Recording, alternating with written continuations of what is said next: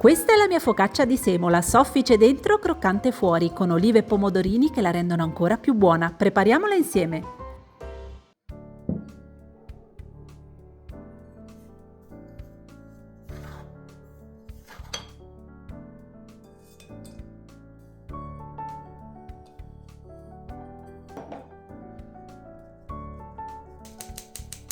Iniziamo dall'autolisi, basta far assorbire l'acqua alla farina senza impastare. Questo passaggio servirà a idratare bene la semola e a rendere l'impasto più lavorabile.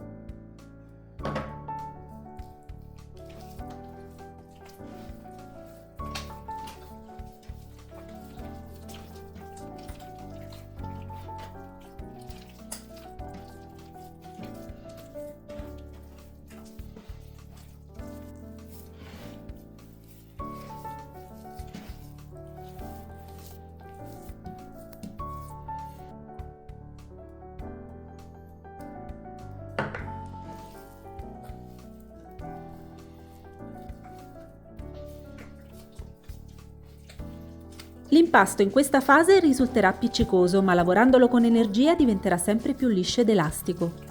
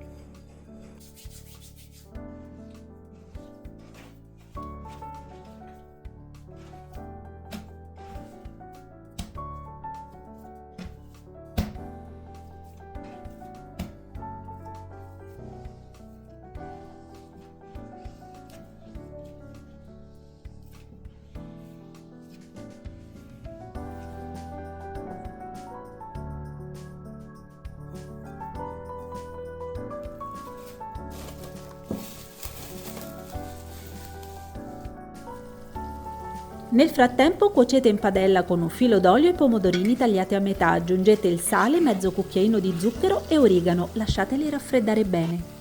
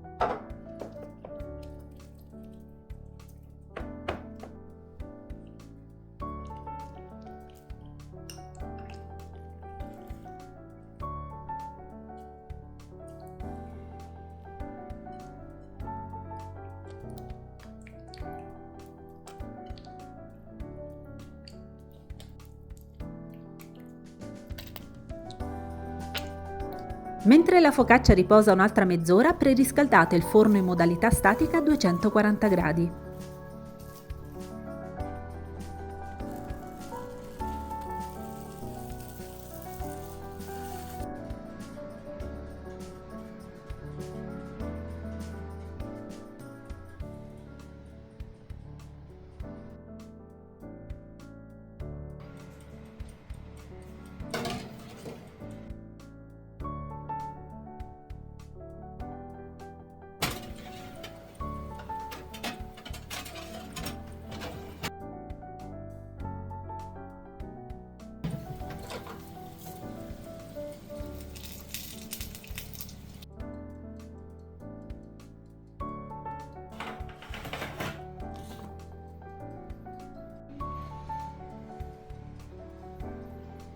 Guardate che bella base dorata e adesso è arrivato il momento del taglio.